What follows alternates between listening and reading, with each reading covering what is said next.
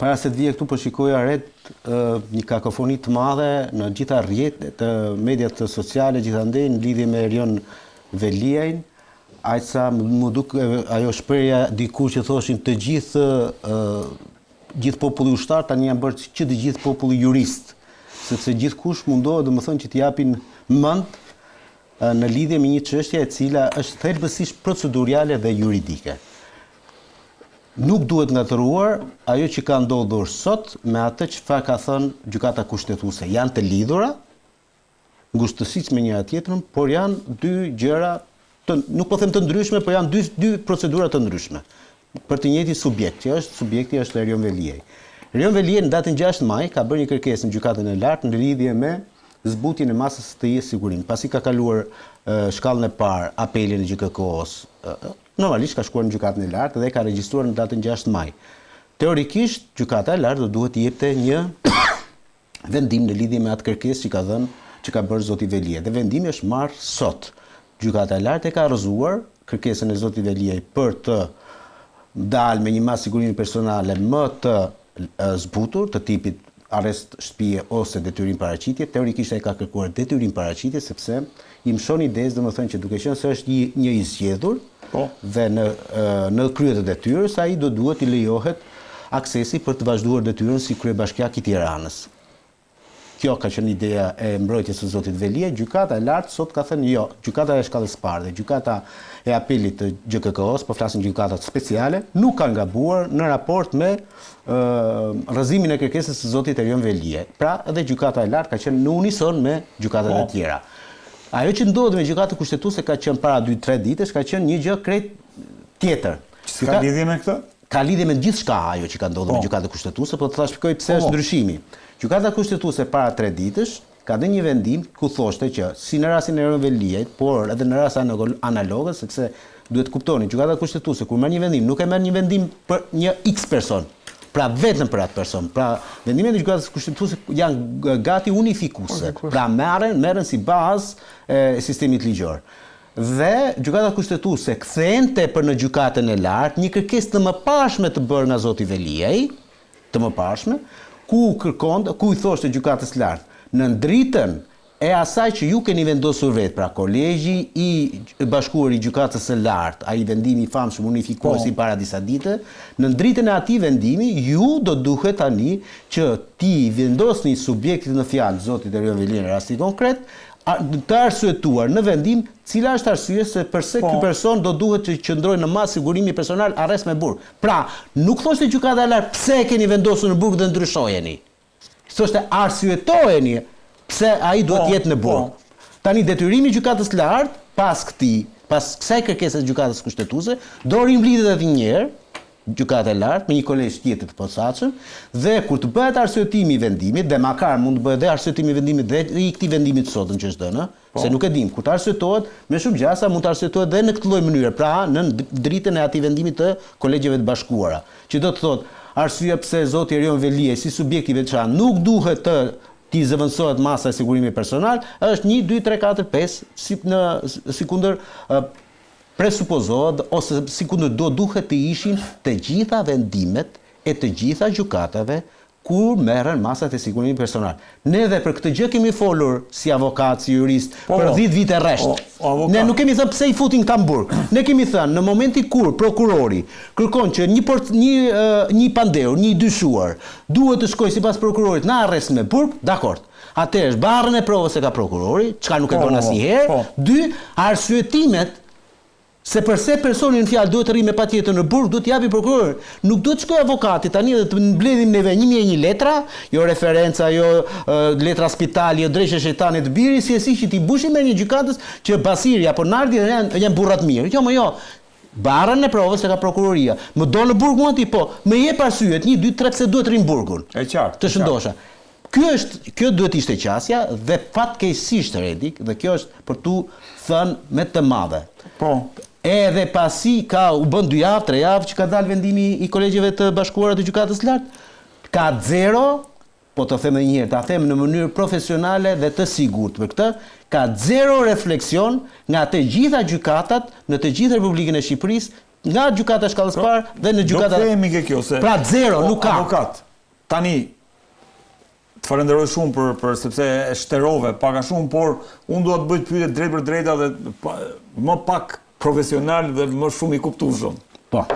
Në kuptimin e gjuhës e kam fjalën. Tani ky vendim i gjykatës së lartë e rrëzoi këtë përpjekjen e këtij vendimit unifikues gjykatave për të liruar Rion Velin, se kjo është ajo. Prit, nuk është ashtu, Redi. Pra, u mor një vendim që u lexua nga opinioni publik, opinion bërësit, sikur proletar të të gjitha vendeve bashkohuni. Po pra, dhe unë prandaj të thash fillim, proletar të gjitha vendeve bashkohuni, ato kohë ishin gjithë ushtar, tani po bën gjithë jurist. Dhe unë tani po të them ty që nuk është kështu, sepse dhe vendimi unifikues i gjykatës së lartë nuk nxirrte njerëz nga burgu, por ja kalonte detyrimet ligjore, barrën e provës dhe detyrimet ja kalonte prokurorisë e gjykatës. Dhe në rastin konkret ka dhënë vendim sot gjykata e lartë dhe ka thënë të rrëzohet kërkesa e Rion Veliet. Në vendimin e arsyetuar, kjo gjykata e lartë tani do duhet të arsyetoj pse ka dhënë një vendim të tillë. Okej. Do duhet të arsyetoj në allëm, pra nuk do duhet të arsyetoj siç e ka arsyetuar Çiboti. Nëse arsyeton në ato formë që do arsyetoj. Zoti Veliet me rjetë që do rrin burg. Nuk ka më asnjë shans që ky mekanizmi që u lexua si një përpjekje për shpëtuar Velin ta ndihmojë. Pra nuk presim një gjyq tjetër, një vendim tjetër. Ta shpjegoj. Çfarë ndryshimi do ketë? Çfarë ndryshimi do ketë një kjo treshe gjyqtare së gjykatës së lartë nga kjo treshe tjetër gjyqtare së shkallës së lartë? Një lloj janë ata. Të njëjtë çështje po arsyetojnë, po logjikojnë, po japin vendim. Mund ta themi me plot gojen që tani masa e sigurimit për zotin Veliaj. Vendimi që është marrë sot është një gur i rënd në qafën e Rion Veliajt. Okej. Nuk di ta them kështu, sepse në jurisprudencë mos pritet të them un po jo. Nuk ka po jo në jurisprudencë. Një gur i rënd. Është një gur i rënd, pra peshorja anon jashtëzakonisht shumë nga fakti që Rion Veliaj mund ta kalojë të gjithë periudhën e tij hetimore në arrest me burg. Basir, si e lexove këtë vendim gjykatës së lartë, sepse me thënë drejtën prej ditës hënë në të gjitha studiot ka patur një debat madh në lidhje me skenarin e lirimit nga burgut Veliet, madje shkuam deri aty sa diskutonin për rikthimin detyrë dhe vazhdimin e tij të punës, madje edhe rikthimin politik. Jo, mund ta kam fal. Unë kam vënë bas të kjo studio dhe prapi qëndroi basti tim, unë uroj të zgjinjeja unë. Që kam thënë që Rion Veliaj del në qeshor. Unë i qëndroj kësaj ideje, po ta them prap. Unë i qëndroj kësaj ideje. Por duke qenë se unë nga këto rrethana që po diskutosi. Po mirë, dakord, unë uroj të zgjinjej të nuk ka përcaktuar vitin, po vetëm muajin. Ja, vazhdoj ja tjetër. Unë të kam thënë red që në të gjitha rekuizitet e duhura, Rion Veliaj del në qeshor. Në rregull? Unë ta kam thënë këtë në këtë lloj mënyre. Po, ke dhënë arsye në fakt. Dhe të kam dhënë arsyet e të gjitha. Dhe prapi qëndroi kësaj ide. Dhe unë uroj thash edhe një herë tjetër që unë të gaboj në këtë aspekt. Do ishte gabimi im më i ëmbël. Basir, si e shikon këtë vendim? Parë si qështetor tash, për shkak sheqerit kur thot miku im Nadi. Diabeti me kemi miq. Unë kam ndarë bindjen duke ndjekur çështjen, por informacionet që shkëmbejmë dhe theme e burimet tona, që Rion Veliaj nuk fiton lirin në seancën e sotme në gjykatën e lartë. Janë rrethana hetimore. Është një proces gjyqësor për disa akuza dhe nga disa njoftime dhe lajme të përcjella në mënyrë periodike edhe nga struktura e posaçme, hetimi për zotin Veliaj nuk është i përfunduar.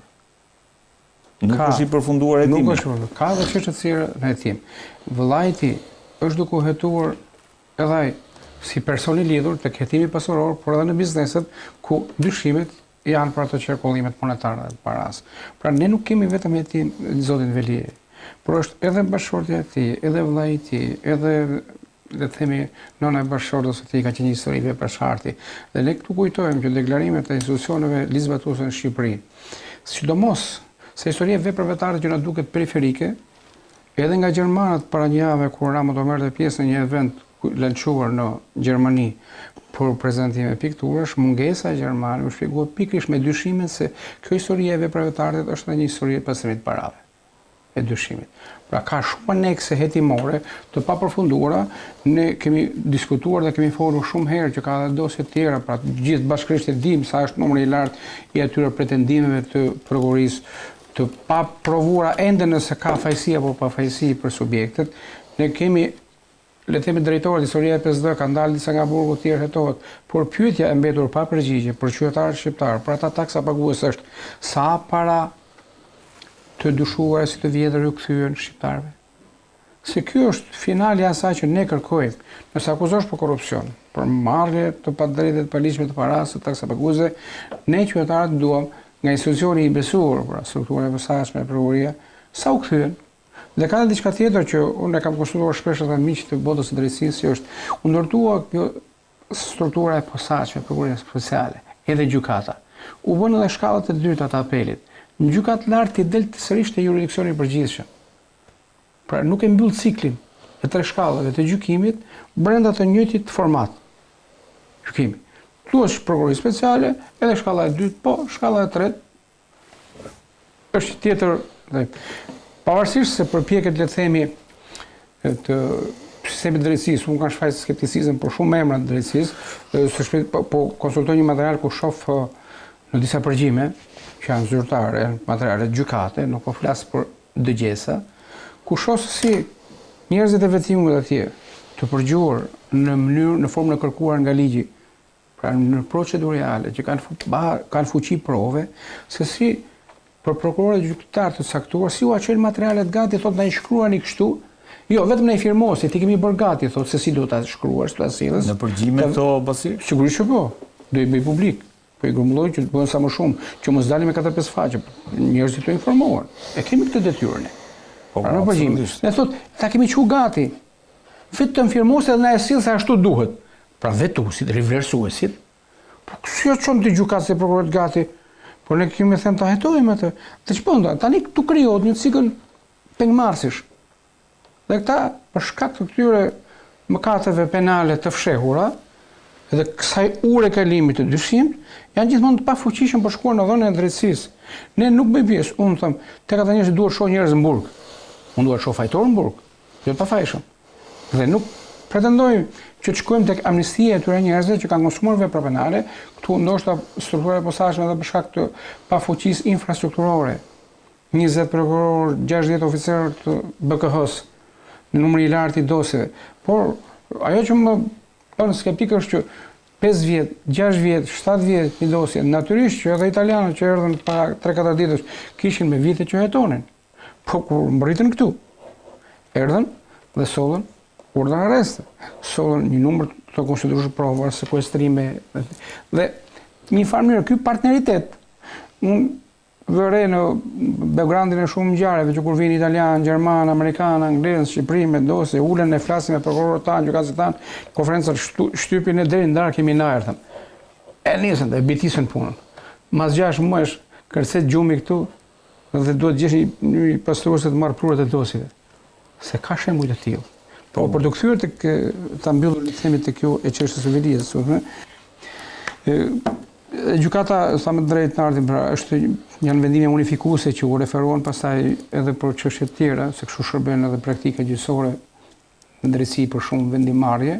Por këtu kemi të bëjmë me një hetim të papërfunduar. Unë kam thënë që për dosjen e teatrit prisja kisha dëgjuar javën e fundit që do kishte zhvillime. Ka një vendim gjykatës kushtetuese për sa veprime që duheshin merresh një përgjigje nga hetuesit.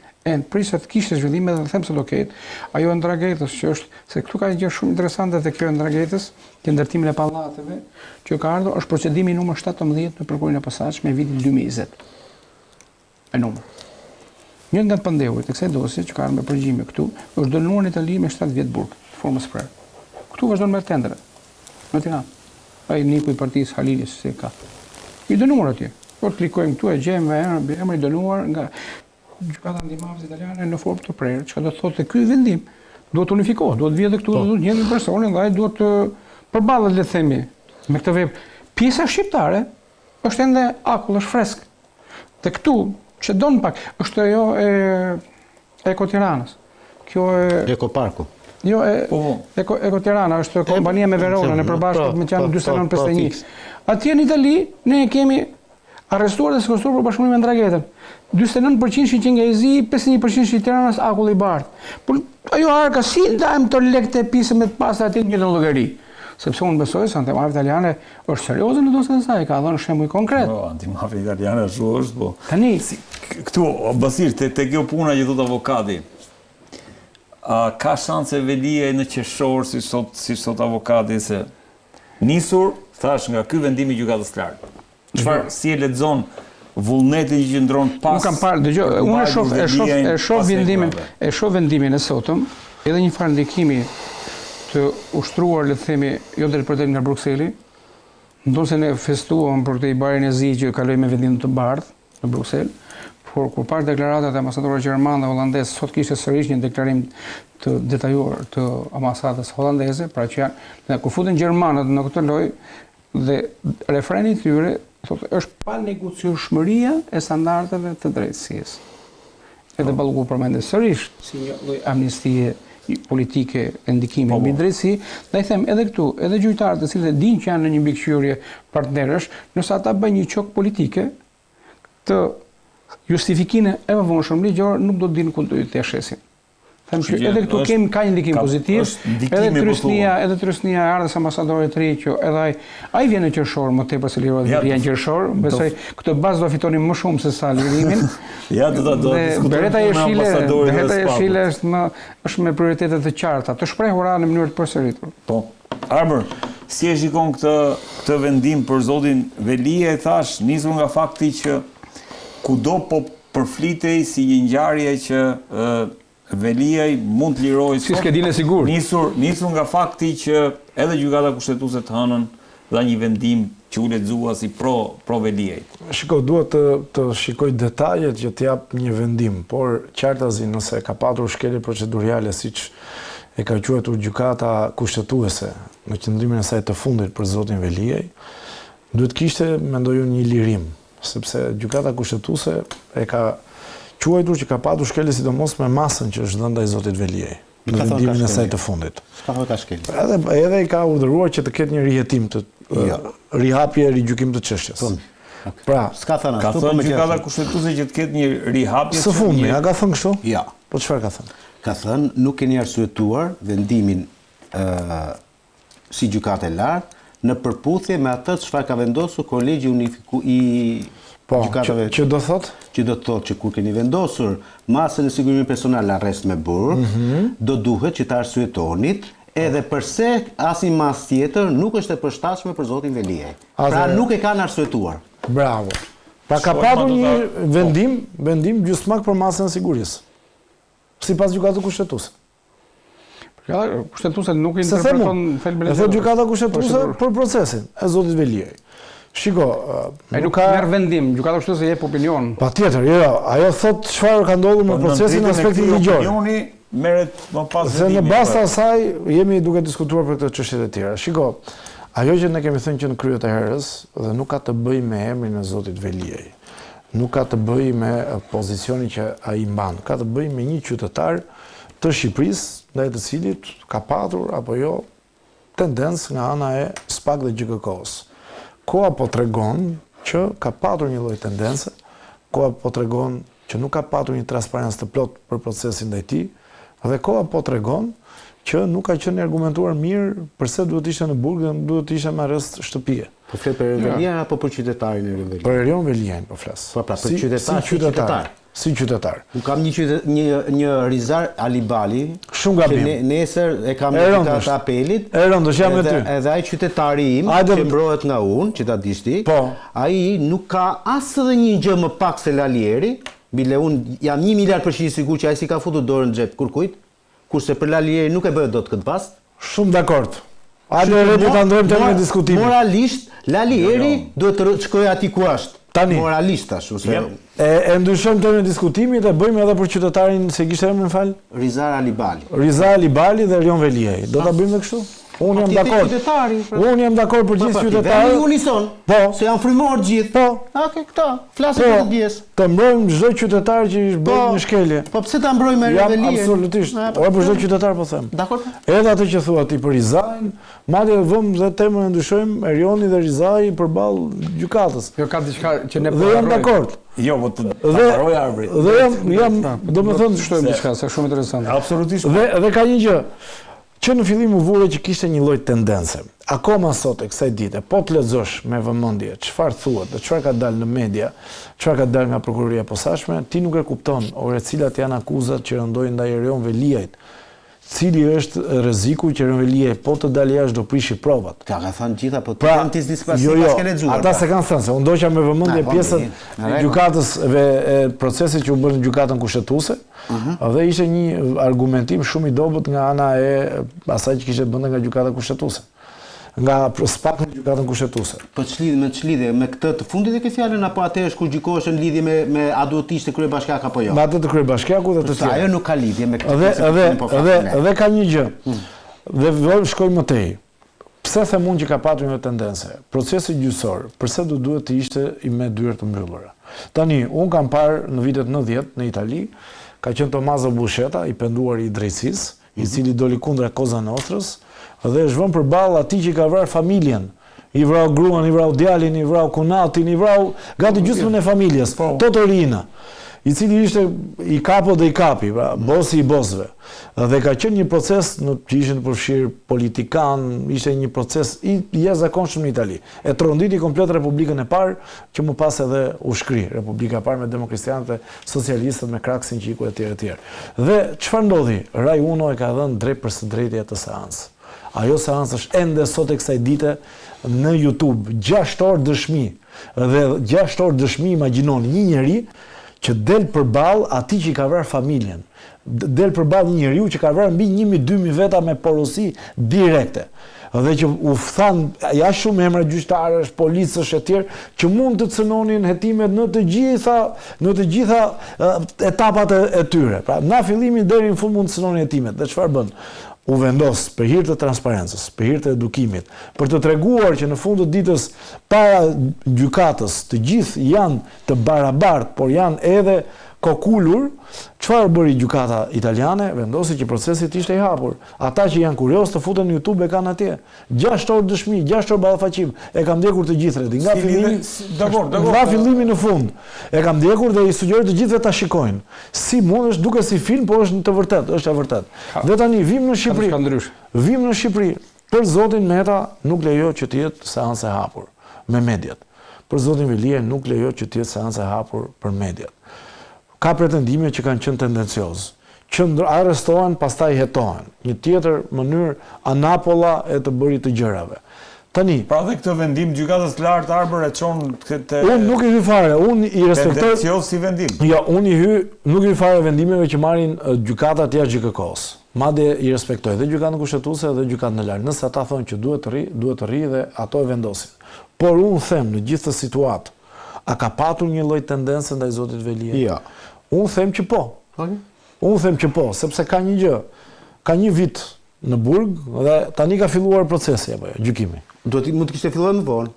Më vonë, më keq akoma, e kupton? E thua ti më keq akoma. Pra, si mundet ata janë në stilin e ligjit? Si mundet të arrestohet një njeri dhe hetimi të ndodhi kur ai është në burg? Pa kjo nuk funksionon kështu. Drejtësia mbaron hetimin, pastaj të arreston më zotri. Kanë disa gjëra shumë interesante që se tani e mbylla Basira fundit fare. Dhe ka një element që duhet ta them për opinionin publik. Mos ndoshta kanë frikë gjykatësit për shkak të këtij opinioni publik që e dënon. Ja si tha Nardi. Pra, është miku i Nardi që është avokat.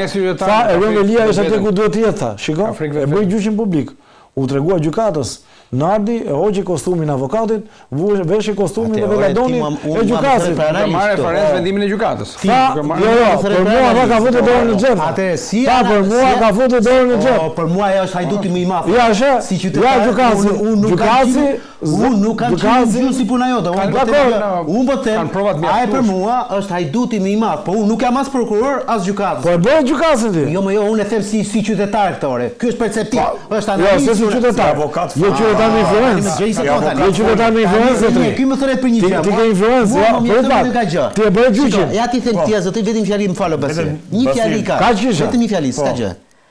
Mua më mjafton fakti që prokuroria shkon dhe merr arkitektin e asaj që ka ndodhur në Qerret, të vilave në Qerret, dhe ai thot shpërimish, tu ka qenë një vilë, tu ka qenë një vilë tjetër, i prishëm këto dyja vila që të bënin vilën e zotit Erion Veliaj. Dhe të gjitha pagesat e të çdo gjë tjetër aty unë i bëja për hesab të zotit Erion Veliaj.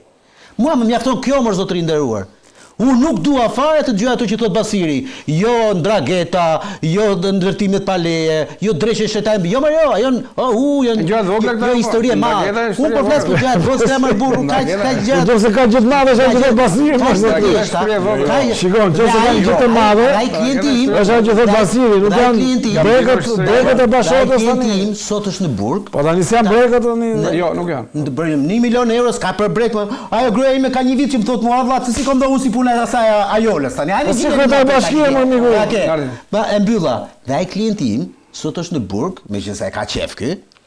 Meqense ka qef. Unë do bëj një protestë edhe për Rizajin. Ka hetuar. Bëj një protestë për Rizajin. Dhe në Redi e këtë deklarat publike, për Rizajin do dalë. Pse bën si gënjar kot? Jo më se fare. Për Rizajin do dalë, po ta them publikisht. Qese të gjetura me ashash, i është gjesur një gjysmë gishti i majt, i është gjesur në një qese dhe e kanë plasmen në Hamburg. Kaq! Mjafton. Po, Basir, po. Gjithë kjo historia e rikthimit për të rishikuar masën sigurisë burrë nga një kotec pulash. Ka qenë. Po, e vërtet, ajo e lezhës. Dora Ashashat janë kotec pulës, dhe erdhi Ashash, koteci pulave e ndryshoi gjelat në Tiranë. Po cili është problemi që unë kam thënë shpesh dhe në bisedat me miq të mi për gjyqtar, avokat, pra njerëz që e njohin mirë ligjin, të vjetrin dhe triun. Mos si është e mundur, ne kemi një vepër të rëndë si incinerator. 430 milionë euro. Dhe nuk kemi akuzë organizatë kriminale, nuk kemi akuzë grup strukturar kriminal. Dhe këtu, edhe Klodian Brau ka qenë pjesë e këtij hetimi, që është drejtuesi i SPAK-ut sot. Edhe disa edhe zoti Domani. Ta tani, kjo është një akuzë vetë edhe prokurorit. Dhe ka diçka aty që është shumë e rëndësishme. Ka një dokument që është bërë dhe publik, ku zoti Veliaj merr tagrat e këshillit, firmos në emër të këshillit, është vepër penale. Mjafton aq.